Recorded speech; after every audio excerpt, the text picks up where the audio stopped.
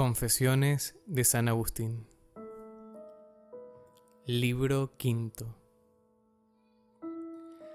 Recibe, Señor, el sacrificio de mis confesiones, de mano de mi lengua, que tú formaste y moviste para que confesase tu nombre, y sana todos mis huesos y digan: Señor, ¿quién semejante a ti? Nada, en verdad, te enseña de lo que pasa en él quien se confiesa a ti, porque no hay corazón cerrado que pueda sustraerse a tu mirada, ni hay dureza de hombre que pueda repeler tu mano. Antes la abres cuando quieres, o para compadecerte o para castigar, y no hay nadie que se esconda de tu calor. Mas te alabe mi alma para que te ame, y confiese tus misericordias para que te alabe. No cesan ni callan tus alabanzas las criaturas todas del universo, ni los espíritus todos con su boca vuelta hacia ti, ni los animales y cosas corporales por boca de los que las contemplan, a fin de que, apoyándose en estas cosas que tú has hecho, se levante hacia ti nuestra alma de su laxitud y pase a ti,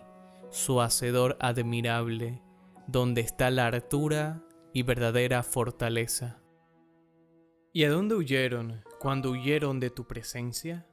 ¿Y dónde tú no les encontrarás?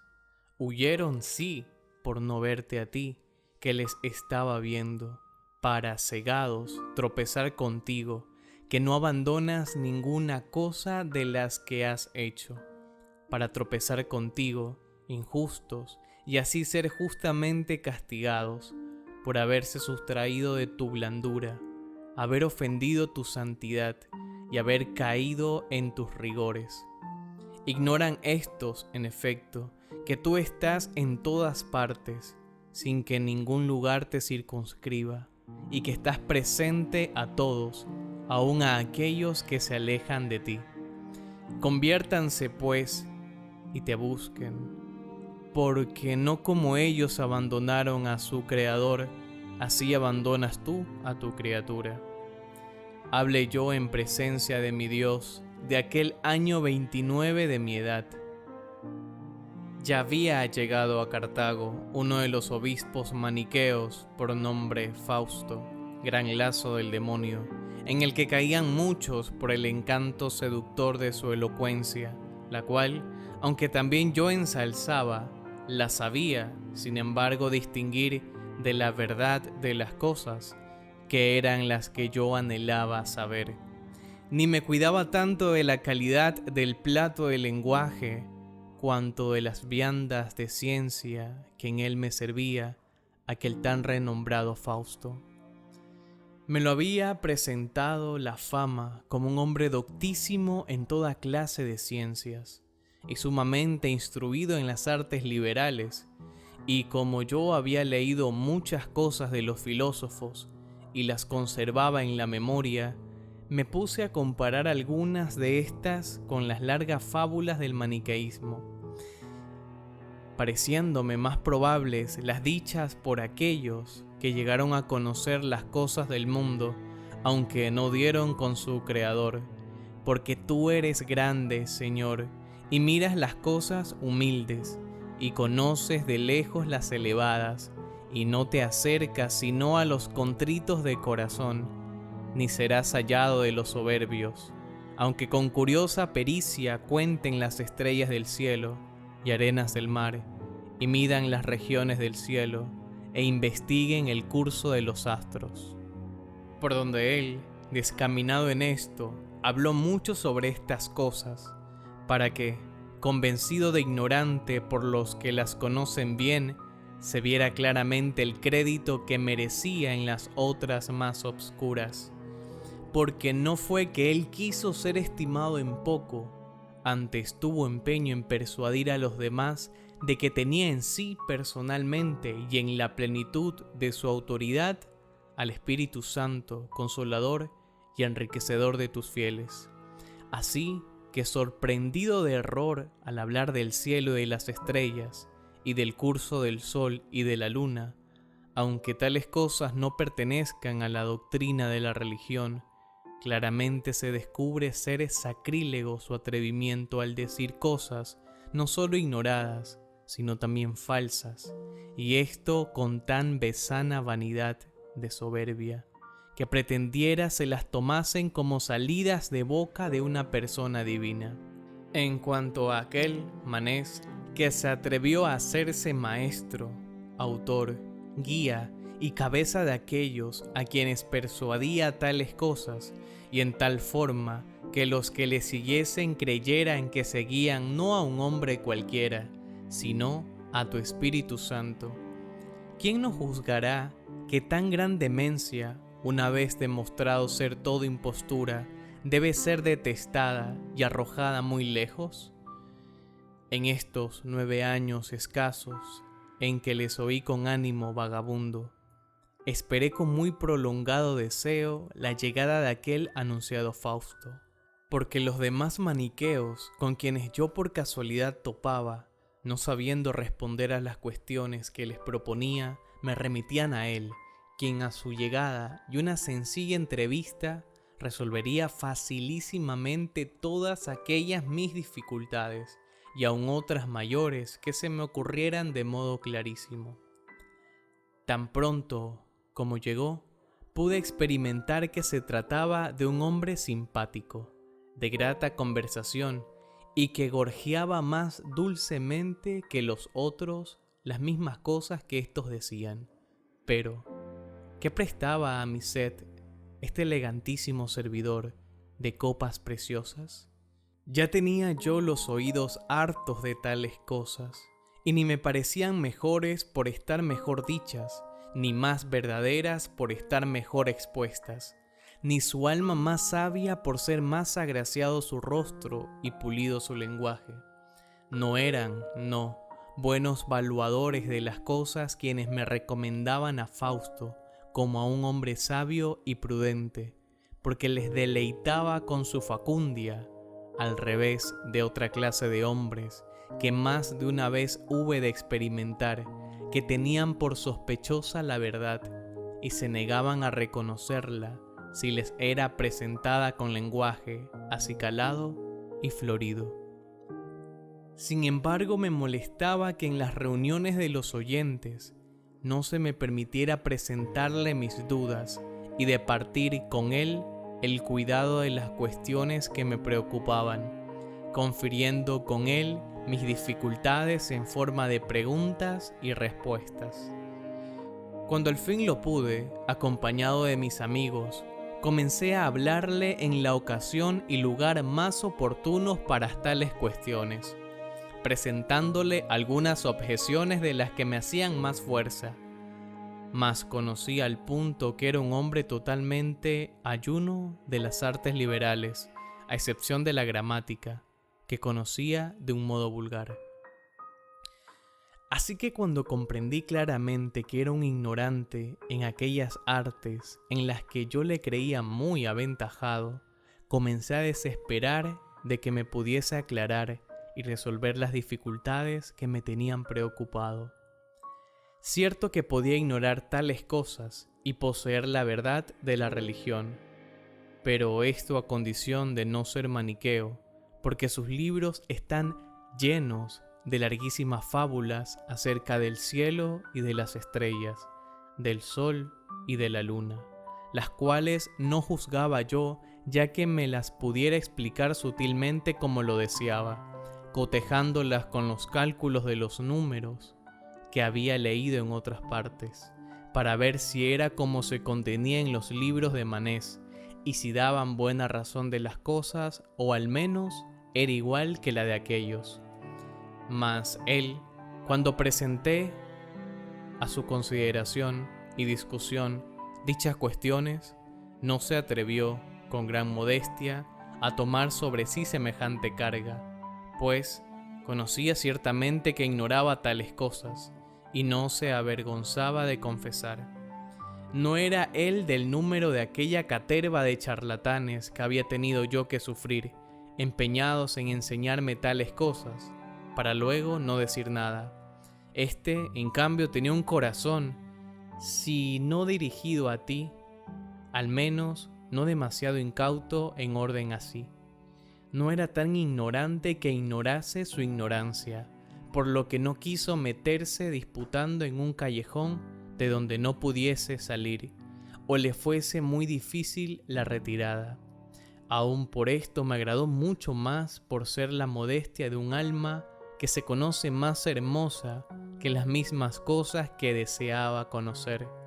y en todas las cuestiones dificultosas y sutiles le hallé siempre igual. Quebrantado pues el entusiasmo que había puesto en los libros de Manés y desconfiando mucho más de los otros doctores maniqueos, cuando este tan renombrado se me había mostrado ignorante en muchas de las cuestiones que me inquietaban, comencé a tratar con él, para su instrucción de las letras o artes que yo enseñaba a los jóvenes de Cartago, y en cuyo amor ardía él mismo, leyéndole ya lo que él deseaba, ya lo que a mí me parecía más conforme con su ingenio. Por lo demás, todo aquel empeño mío que había puesto en progresar en la secta se me acabó totalmente apenas conocí a aquel hombre, mas no hasta el punto de separarme definitivamente de ella, pues no hallando de momento cosa mejor, determiné permanecer provisionalmente en ella, en la que al fin había venido a dar, hasta tanto que apareciera por fortuna algo mejor, preferible. De este modo, aquel Fausto, que había sido para muchos lazo de muerte, fue, sin saberlo ni quererlo, quien comenzó a aflojar el que a mí me tenía preso. Y es que tus manos, Dios mío, no abandonaban mi alma en el secreto de tu providencia, y que mi madre no cesaba día y noche de ofrecerte en sacrificio por mi sangre de su corazón que corría por sus lágrimas. Y tú, Señor, obraste conmigo por modos admirables, pues obra tuya fue aquella, Dios mío, porque el Señor es quien dirige los pasos del hombre y quien escoge sus caminos. Y ¿quién podrá procurarnos la salud sino tu mano que rehace lo que ha hecho? También fue obra tuya para conmigo el que me persuadiese en irme a Roma y allí enseñar lo que enseñaba en Cartago. Mas no dejaré de confesarte el motivo que me movió, porque aún en estas cosas se descubre la profundidad de tu designio, y merece ser meditada y ensalzada tu presentísima misericordia para con nosotros. Porque mi determinación de ir a Roma no fue por ganar más ni alcanzar mayor gloria, como me prometían los amigos que me aconsejaban tal cosa, aunque también estas cosas pesaban en mi ánimo entonces, sino la causa máxima y casi única era haber oído que los jóvenes de Roma eran más sosegados en las clases, merced a la rigurosa disciplina a que estaban sujetos, y según la cual no les era lícito entrar a menudo y turbulentamente en las aulas de los maestros que no eran los suyos, ni siquiera entrar en ellas sin su permiso. Todo lo contrario de lo que sucedía en Cartago, donde es tan torpe e intemperante la licencia de los escolares, que entran desvergonzada y furiosamente en las aulas, y trastornan el orden establecido por los maestros para provecho de los discípulos. Cometen además con increíble estupidez multitud de insolencias, que deberían ser castigadas por las leyes, de no patrocinarles la costumbre, la cual los muestra tanto más miserables cuanto cometen ya como lícito lo que no lo será nunca por tu ley eterna, y creen hacer impunemente tales cosas, cuando la ceguedad con que las hacen es su mayor castigo, padeciendo ellos incomparablemente mayores males de los que hacen,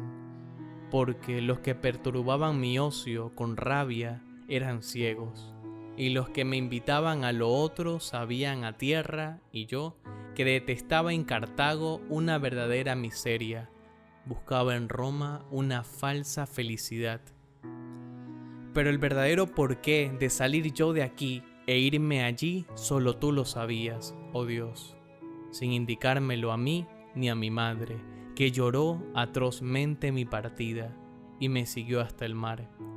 Mas hube de engañarla, porque me retenía por fuerza, obligándome o a desistir de mi propósito o a llevarla conmigo, por lo que fingí tener que despedir a un amigo al que no quería abandonar, hasta que, soplando el viento, se hiciese a la vela. Así engañé a mi madre, y a tal madre, y me escapé. Mas aquella misma noche me partí a hurtadillas sin ella, dejándola orando y llorando. ¿Y qué era lo que te pedía, Dios mío, con tantas lágrimas, sino que no me dejases navegar? Pero tú, mirando las cosas desde un punto más alto y escuchando en el fondo su deseo, no cuidaste de lo que entonces te pedía para hacerme tal como siempre te pedía. Todavía me parecía a mí que no éramos nosotros los que pecábamos, sino que era no sé qué naturaleza extraña la que pecaba en nosotros, por lo que se deleitaba mi soberbia en considerarme exento de culpa y no tener que confesar, cuando había obrado mal mi pecado para que tú sanases mi alma, porque contra ti era contra quien yo pecaba. Antes gustaba de excusarme y acusar a no sé qué ser extraño que estaba conmigo, pero que no era yo. Mas, a la verdad, yo era todo aquello, y mi impiedad me había dividido contra mí mismo. Y lo más incurable de mi pecado era que no me tenía por pecador. Esta era la razón por que alternaba con los electos de los maniqueos. Mas, desesperando ya de poder hacer algún progreso en aquella falsa doctrina y aun las mismas cosas que había determinado conservar hasta no hallar algo mejor, las profesaba ya con tibieza y negligencia. Por este tiempo se me vino también a la mente la idea de que los filósofos que llamaban académicos habían sido los más prudentes, por tener como principio que se debe dudar de todas las cosas y que ninguna verdad puede ser comprendida por el hombre. Así me pareció entonces que habían claramente sentido, según se cree vulgarmente, por no haber todavía entendido su intención. En cuanto a mi huésped, no me recaté de llamarle la atención sobre la excesiva credulidad que vi tenía en aquellas cosas fabulosas de que estaban llenos los libros maniqueos. Con todo usaba más familiarmente de la amistad de los que eran de la secta que de los otros hombres que no pertenecían a ella. No defendía ya esta, es verdad, con el entusiasmo primitivo, mas su familiaridad en Roma había muchos de ellos ocultos, me hacía extraordinariamente perezoso para buscar otra cosa, sobre todo desesperando de hallar la verdad en tu iglesia, oh Señor de cielos y tierra, y creador de todas las cosas visibles e invisibles, de la cual aquellos me apartaban, por parecerme cosa muy torpe, creer que tenías figura de carne humana y que estabas limitado por los contornos corporales de nuestros miembros, y porque, cuando yo quería pensar en mi Dios, no sabía imaginar sino masas corpóreas, pues no me parecía que pudiera existir lo que no fuese tal. De ahí la causa principal y casi única de mi inevitable error. De aquí nacía también mi creencia de que la sustancia del mal era propiamente tal, corpórea, y de que era una mole negra y deforme, ya crasa, a la que llamaban tierra, ya tenue y sutil, como el cuerpo del aire, la cual imaginaban como una mente maligna que reptaba sobre la tierra. Y como la piedad, por poca que fuese, me obligaba a creer que un Dios bueno no podía crear naturaleza alguna mala, las imaginaba como dos moles entre sí contrarias, ambas infinitas, aunque menor la mala y mayor la buena. Y de este principio pestilencial se me seguían los otros sacrilegios, porque intentando mi alma incurrir a la fe católica, era rechazado, porque no era fe católica aquella que yo imaginaba, y me parecía ser más piadoso, oh Dios, a quien alaban en mí tus misericordias, en creerte infinito por todas partes, a excepción de aquella porque se te oponía la masa del mal, que no juzgarte limitado por todas partes, por las formas del cuerpo humano. También me parecía ser mejor creer que no habías creado ningún mal, el cual aparecía a mi ignorancia no solo como sustancia, sino como una sustancia corpórea, por no poder imaginar al espíritu sino como un cuerpo sutil que se difunde por los espacios, que creer que la naturaleza del mal, tal como yo la imaginaba, procedía de ti. Al mismo tiempo, Salvador nuestro, tu unigénito, de tal modo le juzgaba salido de aquella masa lucidísima de tu mole para salud nuestra, que no creía de él sino lo que mi vanidad me sugería. Y así juzgaba que una tal naturaleza como la suya no podía nacer de la Virgen María sin mezclarse con la carne, ni veía cómo podía mezclarse sin mancharse lo que yo imaginaba tal, y así temía creerle nacido en la carne, por no verme obligado a creerle manchado con la carne. Sin duda que tus espirituales se reirán ahora blanda y amorosamente al leer estas mis confesiones, pero realmente así era yo. Así que cuando la ciudad de Milán escribió al prefecto de Roma para que la proveyera de maestro de retórica, con facultad de usar la posta pública, yo mismo solicité presuroso, por medio de aquellos embriagados con las vanidades maniqueas, que, de los que iba con ello a separarme, sin saberlo ellos ni yo, que mediante la presentación de un discurso de prueba, me enviase a mí el prefecto a la sazón, Símaco. Llegué a Milán y visité al obispo, Ambrosio, famoso entre los mejores de la tierra, piadoso siervo tuyo, cuyo discurso suministraban celosamente a tu pueblo, la flor de tu trigo, la alegría del óleo y la sobria embriaguez de tu vino. A él era yo conducido por ti sin saberlo, para ser por él conducido a ti sabiéndolo. Aquel hombre de Dios me recibió paternalmente y se interesó mucho por mi viaje como obispo. Yo comencé a amarle. Al principio, no ciertamente como a doctor de la verdad, la que desesperaba de hallar en tu iglesia, sino como a un hombre afable conmigo. Le oía con todo cuidado cuando predicaba al pueblo, no con la intención que debía, sino como queriendo explorar su facundia y ver si correspondía a su fama o si era mayor o menor que la que se pregonaba, quedándome colgado de sus palabras, pero sin descuidar de lo que decía,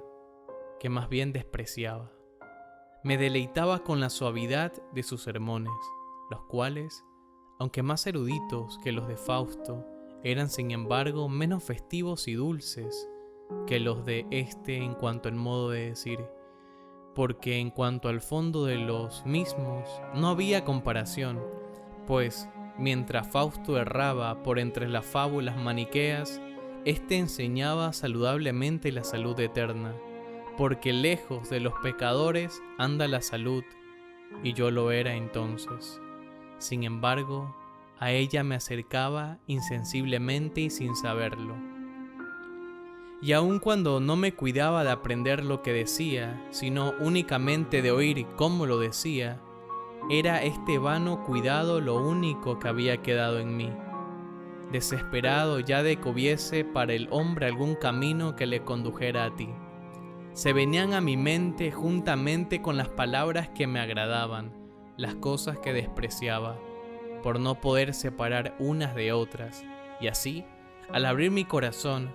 para recibir lo que decía elocuentemente, entraba en él al mismo tiempo lo que decía de verdadero,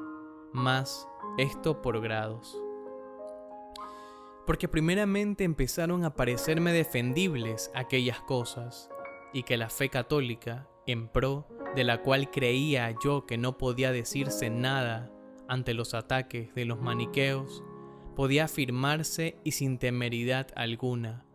máxime habiendo sido explicados y resueltos una, dos y más veces los enigmas de las escrituras del Viejo Testamento, que interpretados por mí a la letra me daban muerte. Así, pues, declarados en sentido espiritual muchos de los lugares de aquellos libros, comencé a reprender aquella mi desesperación, que me había hecho creer que no se podía resistir a los que detestaban y se reían de la ley y los profetas. Mas no por eso me parecía que debía seguir el partido de los católicos, porque también el catolicismo podía tener sus defensores doctos, quienes, elocuentemente y no de modo absurdo, refutasen las objeciones, ni tampoco por esto me parecía que debía condenar lo que antes tenía porque las defensas fuesen iguales. Y así, si por una parte la católica no me parecía vencida, todavía aún no me parecía vencedora. Entonces dirigí todas las fuerzas de mi espíritu para ver si podía de algún modo, con algunos argumentos ciertos, convencer de falsedad a los maniqueos. La verdad es que si yo entonces hubiera podido concebir una sustancia espiritual, al punto se hubieran deshecho aquellos artilugios y los hubiera arrojado de mi alma, pero no podía. Sin embargo, considerando y comparando más y más lo que los filósofos habían sentido acerca del ser físico de este mundo y de toda la naturaleza, que es objeto del sentido de la carne, juzgaba que eran mucho más probables las doctrinas de estos que no las de aquellos, los maniqueos. Así que, dudando de todas las cosas y fluctuando entre todas, según costumbre de los académicos, como se cree, determiné abandonar a los maniqueos, juzgando que durante el tiempo de mi duda no debía permanecer en aquella secta a la que anteponía ya algunos filósofos, a quienes, sin embargo, no quería encomendar de ningún modo la curación de las lacerías de mi alma, por no hallarse en ellos el nombre saludable de Cristo. En consecuencia, determiné permanecer catecúmeno en la Iglesia Católica, que me había sido recomendada por mis padres, hasta tanto que brillase algo cierto a donde dirigir mis pasos.